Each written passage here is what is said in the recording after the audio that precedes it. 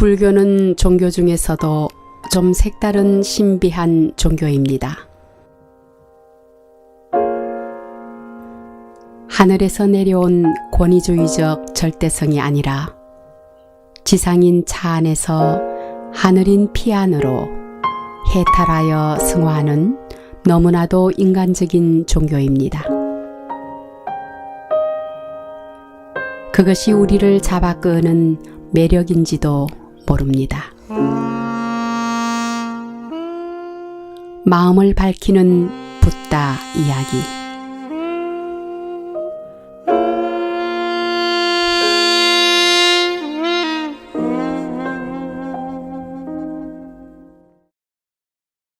네, 여러분 안녕하셨습니까? 과매입니다. 오늘부터 석가모니 부처님의 일대기를 여러분과 함께 얘기 나눠 보려고 하는데요. 석가모니 부처님께서 그가 한평생 어떻게 살았으며 또 그 시대와 사회에 어떤 영향을 끼쳤는가, 또 그의 가르침을 어떻게 이해하고 많은 사람들에게 이익을 주었는가 한번 여러분과 살펴보는 시간을 가질까 합니다. 석가모니가 살았던 시대와 그때의 사회상 여러 종교의 사상계의 움직임, 나아가 석가모니에게 감화를 받아 그를 따르게 된 출가승단과 제가 신도들의 생활 규범에 이르기까지 자세히 여러분들에게 들려드릴까 합니다. 네, 불타 석가모니라는 제목의 이 글은요, 원작은 일본의 와타나베 쇼코가 쓴 글이고요. 옮기니는 우리들이 너무 존경하는 법정 스님께서 옮기셨습니다. 제가 예전에 이 책을 읽을 때 굉장히 감명 깊게 읽었거든요. 네, 석가모니 부처님의 전생 이야기와 또 열반에 이르기까지 아주 감동적인 얘기들이 많은데요. 오늘부터 여러분과 함께 부처님 일대기를 차근차근 다시 한번 공부해보는 시간이 되었으면 참 좋겠습니다.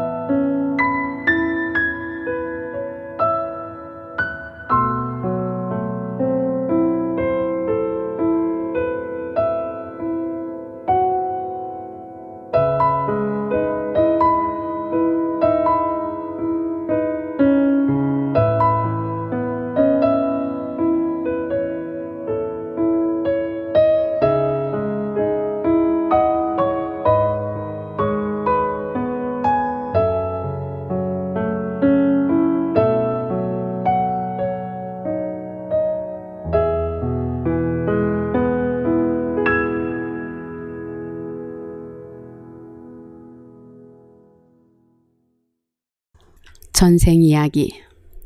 오늘은 우리들이 어떤 사람의 전기를 쓸 때는 흔히 탄생부터 쓰기 시작하는데요.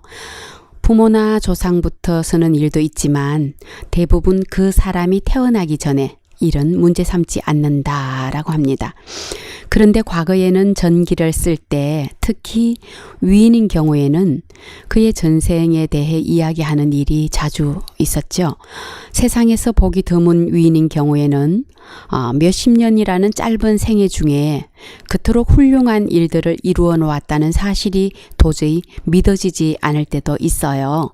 또 이 세상에 태어나기 오래전부터 이미 수없이 많은 생애를 통해서 그만큼 준비를 해왔으리라 여기게 됩니다. 인도에는 지금도 위인이 대해 이와 같이 생각하며 믿는 경향이 강하게 남아 있어요. 물론 현대의 과학으로 전생을 밝힐 수는 있는 것은 아니지만 그렇다고 과학적으로 아주 부정해버릴 증거도 없다라고 얘기를 합니다.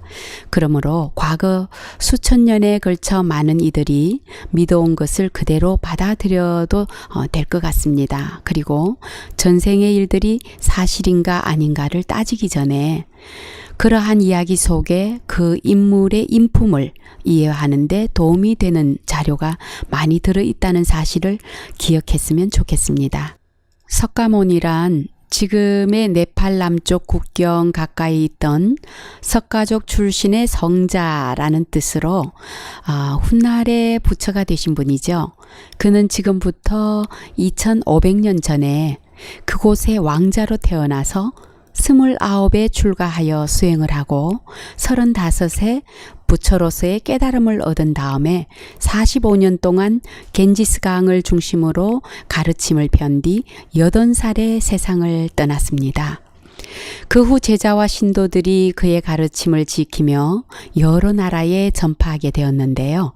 인도를 비롯한 동남아시아와 중앙아시아에서 중국, 한국, 일본으로 또한 티베트에서 몽골과 시베리아 등으로 온 아시아에 전해졌다고 합니다. 현재도 아시아의 대종교일 뿐 아니라 세계 여러 곳에서 믿고 연구가 되고 있죠. 이처럼 인류에게 커다란 영향을 끼친 석가모니의 생애는 80년에 불과합니다. 그러나 위대한 인물이란 과거의 수많은 생애를 거쳐 온갖 헌신적인 노력을 기울인 결과로 이루어진 공덕일 것입니다. 불교의 가르침을 기록한 경전 중에 자타카라는 것이 있는데요. 이것은 석가모니 부처님의 전생 이야기를 기록한 책이에요. 그 안에는 많은 설화가 들어있어요. 자타카의 내용은 어려운 이론이 아니라 많은 사람들이 쉽게 이해할 수 있는 이야기여서 그 수도 많고 또 여러 나라에 널리 전파되고 있습니다. 현재에 남아있는 책은 스리랑카 등 동남아시아의 여러 나라의 성전이 된 팔리어 대장경 속에 들어있는 547종의 설화입니다. 그 밖에도 산스크리트나 티베트어로 쓴 책이 있고요. 한문으로 번역한 경전 중에도 많은 전생 설화가 남아 있습니다. 자타카는 서민을 위한 불교 이야기이기 때문에 일찍부터 조각과 회화의 주제가 되었으며 인도를 비롯한 동남아시아 또 중앙아시아, 중국 등의 현재도 많은 걸작이 남아 있다고 합니다. 그 가운데서 가장 오래된 것은 인도의 중부 발하트에 있는 부조인데요. 여기에서 자타카 중에서 석가모니의 인품을 전해주는 중요한 이야기 몇 가지를 소개해 올리겠습니다. 부처님께 연꽃을 공양한 청년이라는 내용인데요. 불교의 가르침을 보면 부처는 석가모니 한 사람만이 아니다. 먼 과거의 세상에도 오랜 세월을 두고 차례로 수많은 부처가 출현했었다. 지금 우리들이 알고 있는 이 세상의 부처는 석가모니지만 앞으로 세상이 변해 사람들이 석가모니의 가르침을 까맣게 잊어버릴 때가 온다면 그때는 미륵보살이 이 세상에 출현할 것이다.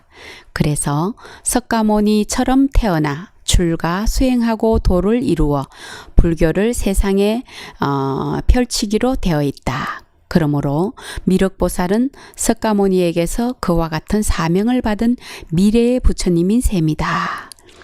마찬가지로 지금의 석가모니는 아득한 옛날 연등불이라는 과거의 부처에게서 그러한 사명을 받았는데요. 미래의 부처가 될 것이라고 애언을 받은 것을 수기라고 합니다. 이 수기를 받은 이는 수행에 더욱 힘써야 되고요. 또 이와 같은 수행을 계속해서 부처가 되기까지 보살이라고 합니다. 보살이란 부처의 후보자 또는 후임자라고 말할 수가 있어요. 여러 책들의 기록을 간추리면 석가모니의 수기는 다음과 같이 이루어져 있어요. 옛날 연등불이 이 세상에 계실 때 유동이라는 청년이 산중에서 열심히 수행을 하고 있었다고 합니다. 그러다가 부처님이 출연하셨다는 소문을 듣고 사슴 가죽으로 만든 옷을 입고 산에서 내려왔다고 합니다. 그동안에 그는 500명의 수행자들을 만나 밤낮 없이 도에 관한 이야기를 나누었는데요. 모두들 그의 가르침을 듣고 무척 기뻐했으며 헤어질 때는 한 사람이 은전 한 립씩을 내어서 500립을 그에게 주었다고 해요. 청년이 그 돈을 받아들고 그 나라의 수도로 내려와 보니 사람들은 모두 분주하게 길을 쓸고 고치며 향을 사르고 있었어요. 이를 본 청년이 그 까닭을 물었더니 바로 그날 연등불께서 이 도시에 오신다는 거였어요. 청년은 너무 기뻐하면서 어떤 일이 있더라도 꼭 부처님을 뵙고 자신의 원을 이야기하리라 마음을 먹었대요. 그때 마침 고피라라는 왕녀가 지나가고 있었는데요. 물병을 옆에 끼고 있었는데 그 속에는 7송이의 푸른 연꽃이 꽂혀 있었다고 합니다. 청년은 왕녀에게 가까이 가서 청했죠. 은전 100립을 드릴 테니 그 꽃을 내게 주십시오. 그러나 여인은 그 청을 거절했어요. 부처님이 이곳에 오시기 때문에 왕께서 목욕제계하고 이 꽃을 바치는 것이니 나눠드릴 수가 없습니다. 그러자 청년은 은전 200립 아니 300립으로 값을 올리면서 흥정을 하다가 끝내는 500립을 다 주고 7송이 중에서 5송이를 얻을 수가 있었어요. 마침내 연등불이 수도에 이르자 국왕을 비롯한 백성들까지 모두 나와서 꽃을 던지면서 맞이하는 것이었습니다. 그때 다른 사람들이 던진 꽃은 모두 땅 위에 떨어졌지만 이상하게도 유동 청년이 던진 5송이의 푸른 연꽃만은 공중에 뜬 채 연등불의 머리 위를 장식했다고 해요. 이를 본 연등불이 그 청년에게 말했습니다. 그대는 과거 오랫동안 여러 생애를 두고 수행을 쌓았고 몸과 목숨을 바쳐가며 남을 위해 애썼으며 욕망을 버리고 자비로운 행을 닦아왔다. 그러므로 지금부터 91급 아주 긴 세월이죠. 이 91급이 지나면 부처가 되어 석가모니로 불릴 것이니라 라고 수기를 내렸대요. 이와 같이 연등불에게서 수기를 받은 청년은 그때 연등불이 지나가는 길이 진흙투성이인 것을 알고 자기가 입고 있던 사슴 가죽 옷을 벗어 길에 펼쳐 놓았죠.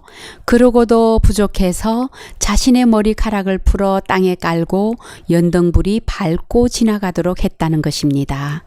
이상은 태자성 본기경을 바탕으로 기술한 내용으로 같은 이야기가 증일아함경, 과거 현재 인과경, 그리고 수행본기경, 불본행집경, 사분율 등에도 나오는데요.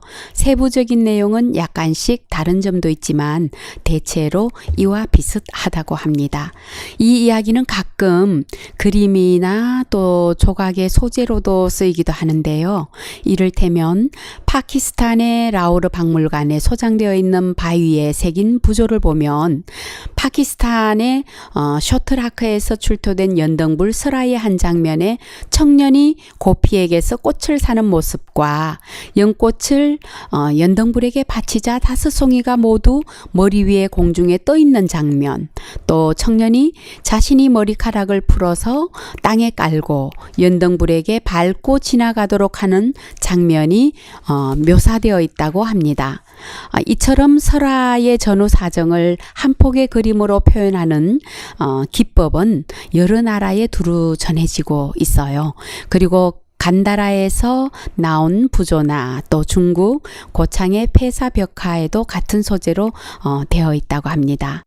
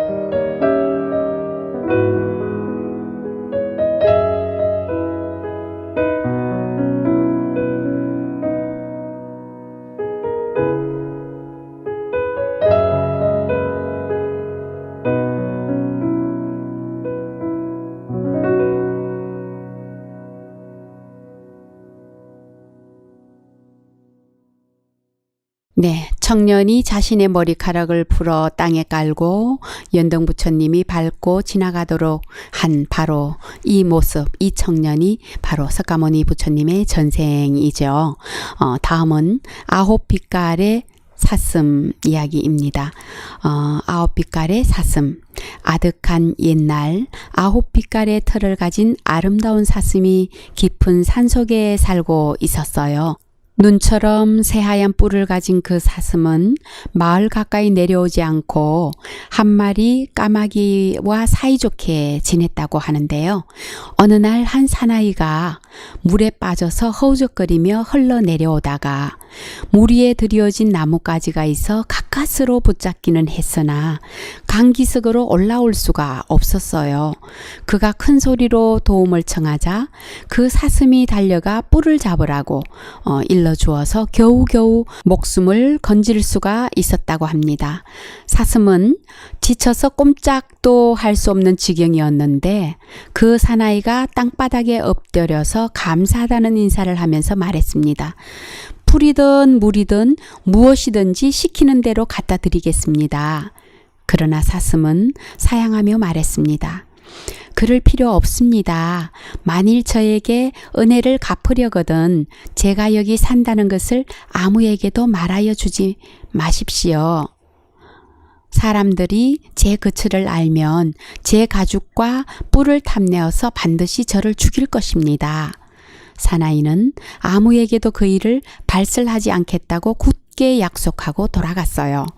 바로 이 무렵 그 나라의 왕비가 아름다운 9빛깔 사슴의 꿈을 꾸었어요.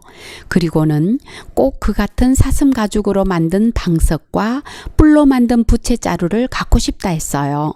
왕의 총애를 받던 왕비는 왕에게 만일 그것을 구하지 못하면 차라리 죽어버리겠다고 말했던 겁니다. 왕의 상금을 걸어서 9빛깔의 사슴을 찾게 하는 겁니다. 그러자 그 사슴을 보았던 사나이는 욕심에 눈이 어두워서 왕에게 가서 자기가 그 사슴이 있는 곳까지 안내하겠다고 자청하고 나섰어요. 그 순간 사나이의 얼굴에 갑자기 보기 흉한 종기가 돋아났는 겁니다. 그럼에도 불구하고 그는 왕의 군사를 안내해서 9빛깔의 사슴이 살고 있는 곳까지 이르르게 되었어요. 친구인 까마귀가 급히 이 일을 알렸을 때 사슴은 이미 군사들에게 둘러싸여 있는 것이었습니다. 사슴이 왕 앞으로 나오자 왕은 활을 쏘지 못하도록 막았습니다. 사슴의 이야기를 듣고 난 왕은 은혜를 저버린 사나이에게 벌을 주고 사슴의 목숨을 살려주라고 했습니다. 이 이야기는 팔리어로 쓴 자타카 외에 구색록경이나 육도집경 등에도 나오는데요. 이 설화에서는 9빛깔의 사슴이 곧 석가모니 부처님의 전생으로 되어 있고요. 그 내용은 배은망덕한 자를 다 이르는 교훈이라고 합니다. 그 다음에는 여러분들께 들려줄 내용이 바로 원숭이와 왕이라는 부처님의 전생 이야기입니다. 이 이야기도 팔리어 자타카를 비롯해서 여러 경전에 나오는 이야기인데요. 산치와 발라타의 부조에도 이와 같은 설화가 표현되어 있습니다. 그 옛날 석가모니의 전생이 원숭이 왕이었던 시절의 이야기인데요. 원숭이 왕은 겐지스강 상류인 히말라야 깊숙한 곳에서 많은 원숭이를 거느리고 살았다고 합니다. 그 강변에 한 그루의 망고나무가 있어서 해마다 많은 열매를 맺었다고 해요. 원숭이 왕은 일족들에게 망고 열매가 하나라도 강물에 떨어지지 않도록 주의를 시켰는데요. 너무도 맛이 좋은 열매이기 때문에 혹시 사람들이 살고 있는 곳까지 떠내려간다면 반드시 원숭이들에게 불행한 일이 닥칠 것이라고 예측을 했기 때문이죠. 그러던 어느 날 나무 위에 있는 커다란 거미집에 가려있던 망고가 아무도 모르는 사이에 강물에 떨어져서 바라나시까지 떠내려갔다고 해요. 왕은 이 망고를 먹어보고 일찍이 이처럼 맛있는 과일은 먹어본 적이 없었으므로 더 많이 먹고 싶어졌겠죠. 그래서 여러 개의 뗏목을 엮게 해서 수많은 신하를 거느리고 겐지스 강을 거슬러 올라가게 됩니다. 마침내 상류의 숲에 다다라 그 망고 나무를 발견해서 왕은 맛 좋은 열매를 실컷 먹을 수가 있었는데요. 그리고 그날 밤 그곳에서 천막까지 치면서 쉬기로 했었대요. 그런데 밤중에 문득 눈을 떠보니 원숭이 떼가 나무에 올라가 맛있는 망고를 따먹고 있었어요. 왕은 곧 신하에게 모두 깨워서 활을 쏘아서 원숭이를 모두 잡으라고 명령을 했는 겁니다. 원숭이들은 도망치지도 못한 채 그저 오돌오돌 떨기만 하고 있었어요. 이때 원숭이 왕은 원숭이들을 진정시킨 다음에 높은 나뭇가지 중에서 강 쪽으로 뻗어 있는 가지를 타고 건너편 강기슭으로 뛰어내렸어요. 거기에서 길다란 등굴을 주어서 한 끝을 잡고 다시 이쪽 강변으로 돌아와 망고나무 끝에 잡아매려고 했어요. 그러나 등굴이 짧았기 때문에 등굴 끝을 잡고 그대로 매달린 채 다른 원숭이들에게 자신의 등을 밟고 등굴을 타고 강을 건너 달아나게 했던 겁니다. 그런데 원숭이들 가운데 심술꾸러기가 한 마리 있었어요. 그 원숭이는 마지막으로 건너면서 일부러 원숭이 왕의 등을 힘껏 밟고 지나가 버렸어요. 그래서 원숭이 왕은 등굴을 놓친 채 오도 가도 못하고 기진맥진 죽기만을 기다리고 있었어요. 이러는 동안 인간의 왕은 줄곧 원숭이들이 하는 짓을 지켜보았죠. 원숭이 왕의 행동에 감동한 왕은 날이 새자 강물에 뗏목을 씌워서 원숭이 왕을 구해서 치료를 해 주었습니다. 그리고 곁에 앉아 자세히 얘기를 들었죠. 원숭이 왕은 왕으로서 의무를 다하기 위해 자신을 희생해 가면서 원숭이들을 재난에서 구했다고 말해 인간의 왕을 깨우쳐준 다음에 숨을 거두었습니다.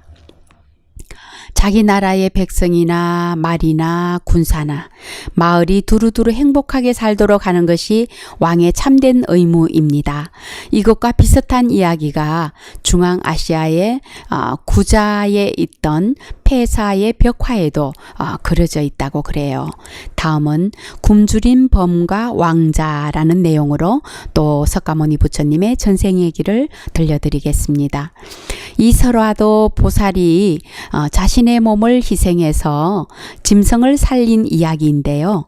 이것은 팔리어의 자타카에는 없지만 산스크리트 본의 자타카 마라 외의 한문으로 번역된 많은 경전에 수록되어 있습니다.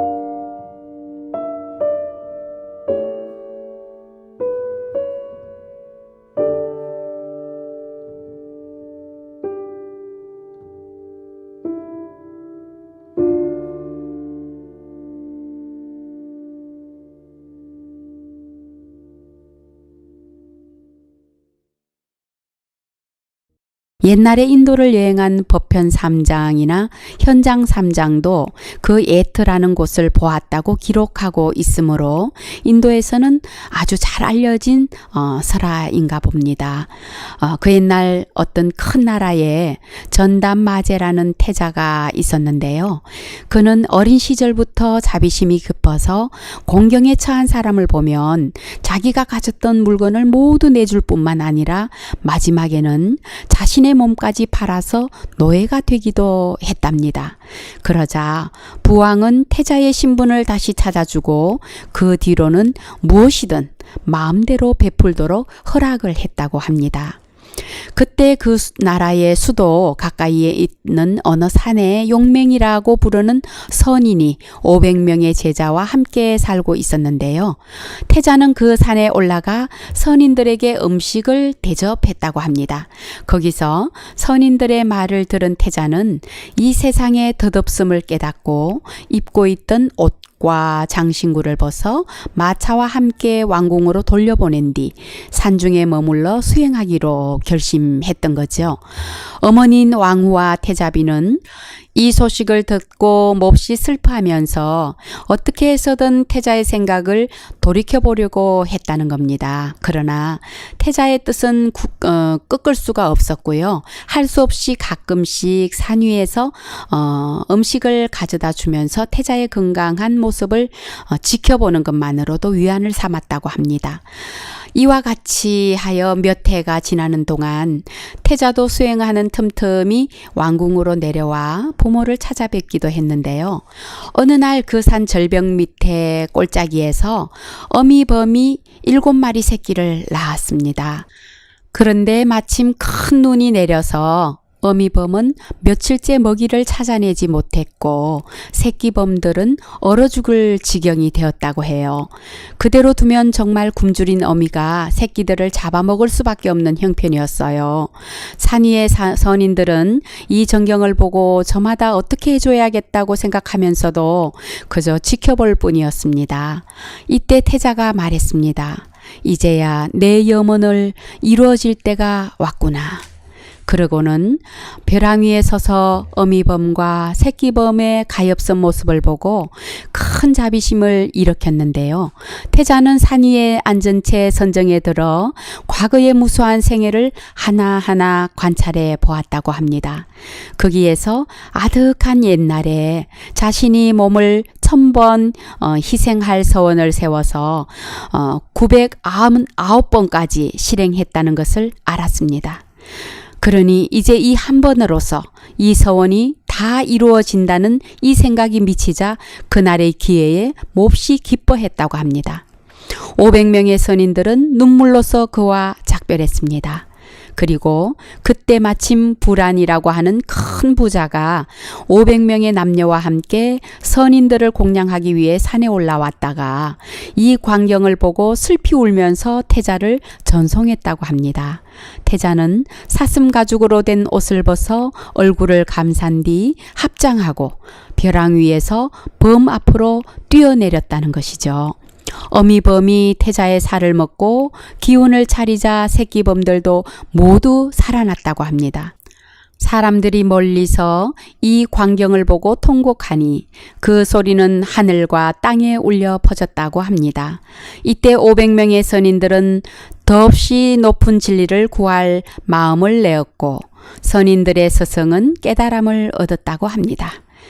금광명경을 보면은 선인에 대한 말은 없고 세 사람의 왕자가 굶주린 어미범을 보자 그중 셋째 왕자가 자신의 몸을 던져 먹게 했다는 기록이 나와 있다고 해요. 어쨌든 자신의 몸을 희생한 왕자가 곧 석가모니의 전생이다라는 것입니다. 자타카 설화는 수백 종이 전해지고 있는데요. 그 내용도 다채롭지만 전체적으로 두드러진 특색은 모두가 자기 희생이라는 점입니다. 이러한 공덕에 의해서 석가모니 부처님과 같은 위대한 인물이 태어났던 것입니다. 자타카는 불교의 두 파인 대성과 소성을 두루 통하는 것이며 여기에 또한 불교의 근본적인 진리를 담고 있습니다.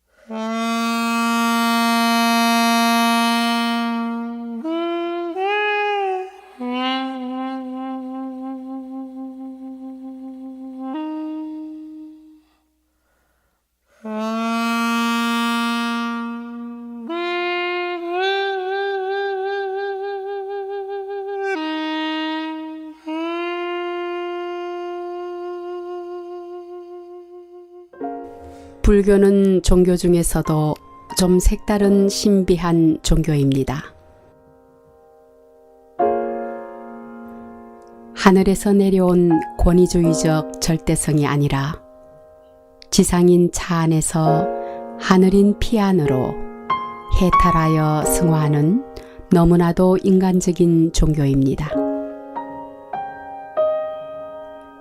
그것이 우리를 잡아 끄는 매력인지도 모릅니다. 마음을 밝히는 붓다 이야기.